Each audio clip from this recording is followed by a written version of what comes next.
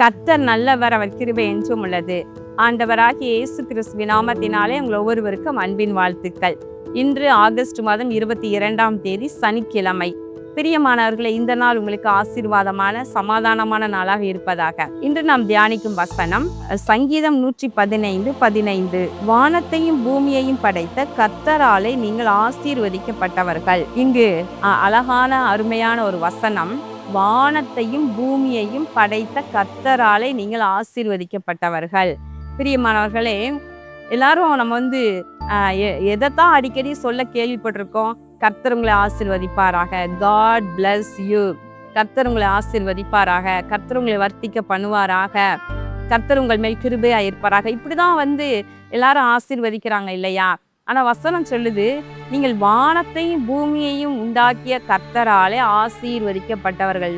நீங்க ஏற்கனவே ஆசீர்வதிக்கப்பட்டவங்க.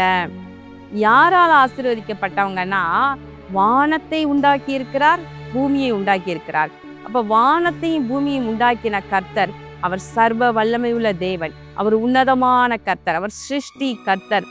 அவர் உங்களை ஆசீர்வதித்திருக்கிறார், ஏற்கனவே ஆசீர்வதிச்சிட்டாரு.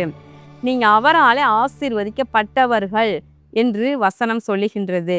பிரியமானவர்களே, அதற்கு முந்தின வசனம் பாருங்க. அவர் யாரெல்லாம் கர்த்தர் ஆசீர்வதிக்கிறாராம்? கர்த்தருக்கு பயப்படுகிற பெரியோரையும் சிறியோரையும் ஆசீர்வதிப்பார். கர்த்தர் உங்களையும் உங்கள் பிள்ளைகளையும் வர்த்திக்க பண்ணுவார்.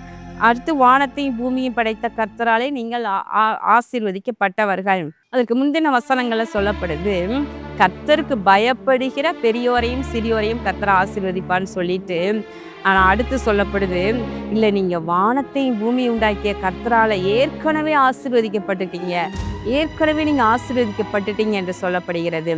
பிரியமானவர்களே, இது எவ்வளவு பெரிய பாக்கியம்! சாதாரண ஒரு நபர், இந்த பூமியில ஒரு நல்ல ஒரு ஸ்தானத்துல இருக்கிறவங்க, தங்களுக்கு கீழே இருக்கவங்களை ஆசீர்வதிக்கும் போது அவங்களுக்கு எவ்வளோ சந்தோஷமா இருக்கிறாங்க. ஆனா பாருங்க, நமக்கு சொல்லப்படுது, சாதாரண மனிதர்கள் அல்ல, வல்லமை மிக்க தூதர்களும் அல்ல, வானத்தை உண்டாக்கினார், பூமியை உண்டாக்கினவர், அவருக்கு மேல அதிகாரம் இல்லை, வல்லமை இல்லை, அவராலே நீங்கள் ஆசீர்வதிக்கப்பட்டவர்கள் என்று சொல்லும் பொழுது நமக்கு எவ்வளோ பெரிய பாக்கியம்! ஆபிரகாமை கர்த்தர் ஆசீர்வதித்தார். ஆபிரகாம் ஒரு விசை சோதோம் கொமோராவில் இருந்த தன்னுடைய சகோதரன் லோத்து, அவனுக்குரிய எல்லா வகைகளையும், அந்த சோதோம் ராஜாவையும் அவங்க இன்னொரு ராஜா சிறைப்பிடிச்சு போயிட்டாரு. அப்போ ஆபிரகாம் போய் தனக்கு கீழே உள்ளவங்களை கூட்டிட்டு போய் சண்டை போட்டு லோத்துவையும் குடும்பத்தையும் அவர்கள் கொள்ளையாடிட்டு போன அத்தனை பொருட்களை விடுவித்து கொண்டு வந்ததாக பார்க்கிறோம். அப்படி அவர் ஒரு ஜெயத்தோடு திரும்பும் பொழுது என்ன நடக்குதுன்னா, மெல்கிசேதேக்கு என்று உன்னதமான தேவனுடைய ஆசாரியன் என்று சொல்லப்படுகிறவர், அவர் அப்பமும் தண்ணீரும் கொண்டு ஆபிரகாமை ஆசீர்வதிக்கின்றார். உலக பிரகாரமா ஒரு ஜெயம் கிடைக்குது.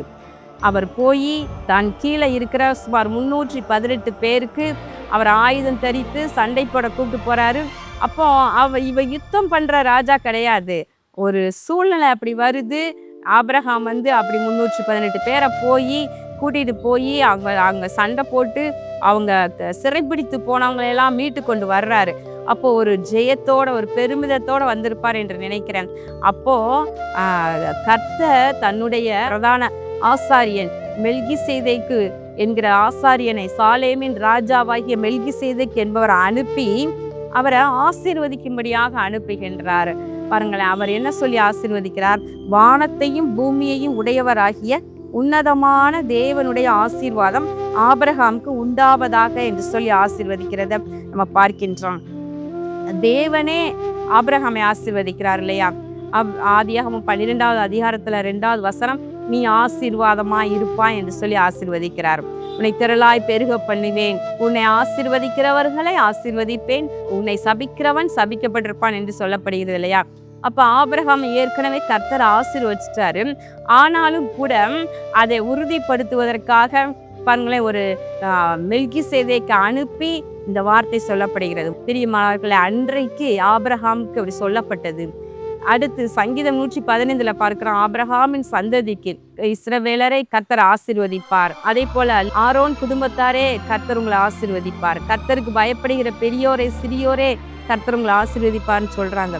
அப்படி சொல்லும் பொழுது இந்த இடத்துல நீங்க வானத்தையும் பூமியும் உண்டாக்கிய கர்த்தரால ஏற்கனவே ஆசீர்வதிக்கப்பட்டவர்கள் என்று சொல்லப்படுகிறார். அப்ப என்னன்னா, எப்போ ஆசீர்வச்சிருக்காரு பாருங்களேன்.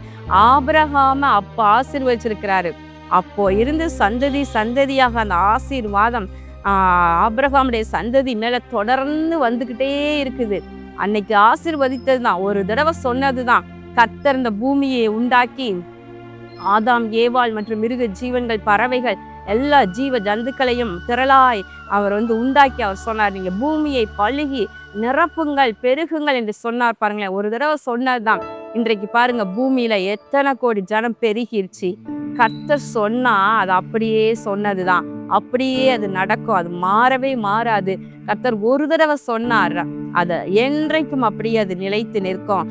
பிரியமானவர்களே, ஆபிரகாமின் சந்ததி என்று சொல்லப்பட்டாலும் கூட நம்ம ஆவிக்குரிய இஸ்ரவேலர்கள் இயேசு மகாராஜா இந்த பூமியில ரத்தம் சிந்தினதுனாலே அவருக்குள்ளாக உன்னதங்கள்ல சகலவிதமான ஆசீர்வாதங்களினாலும் கர்த்தர் நம்மை ஆசீர்வதித்திருக்கிறார். இதை மறக்கவே கூடாது. கண்களை மூடி ஜெபம் பண்ணுவோமா? எங்கள் அன்பின் பரலோக பிதாவே, இதோ இந்த நாளிலே தியானித்த உடைய வார்த்தையின்படி வானத்தையும் பூமியை உண்டாக்கிய கர்த்தராலே நீங்கள் ஆசீர்வதிக்கப்பட்டவர்கள் என்ற அருமையான வாக்கு தத்தம் ஆண்டவரே, இதோ இயேசு மகாராஜா ரத்தம் சிந்தினதுனாலே அவர் உன்னதங்கள்ல சகல விதமான ஆவிக்குரிய மற்றும் சகல ஆசீர்வாதங்களினாலும் நம்மை ஆசீர்வதித்திருக்கிறார் என்று எழுதியிருக்கிறபடி நீர் உம்முடைய பிள்ளைகளை எல்லா வகையிலும் ஆசீர்வதித்து விட்டீர்.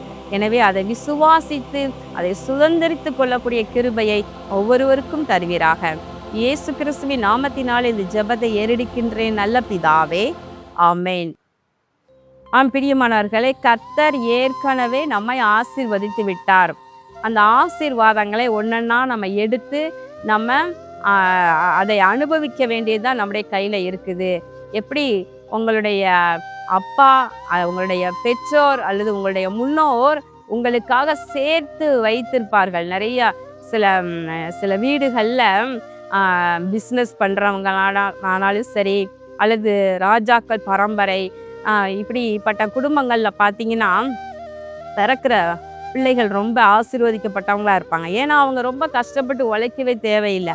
அவங்களுடைய பெற்றோர் முன்னோர்கள் என்று சொல்லி கடினமா உழைத்து ஏராளமான செல்வங்களை சேர்த்து வச்சிருப்பாங்க. இவங்க அதெல்லாம் மெயின்டைன் பண்ணி ஆண்டு கொள்றது தான் அவங்களுடைய வேலை. அதே போல நம்முடைய ஆண்டவரும் கூட ஏற்கனவே எல்லா நன்மைகளையும் நமக்காக சவதரித்து வைத்து விட்டார். நாம் ஏற்கனவே ஆசீர்வதிக்கப்பட்டவர்களாக இருக்கின்றோம். எனவே அந்த நன்மைகளை பெற்று நாம் சந்தோஷமாக கர்த்தருக்கு பிரியமாய் வாழ்ந்திருக்க வேண்டியதுதான் நம்முடைய கடமையாய் இருக்கிறது. கர்த்தர் உங்களை ஆசீர்வதிப்பாராக. ஆமேன்.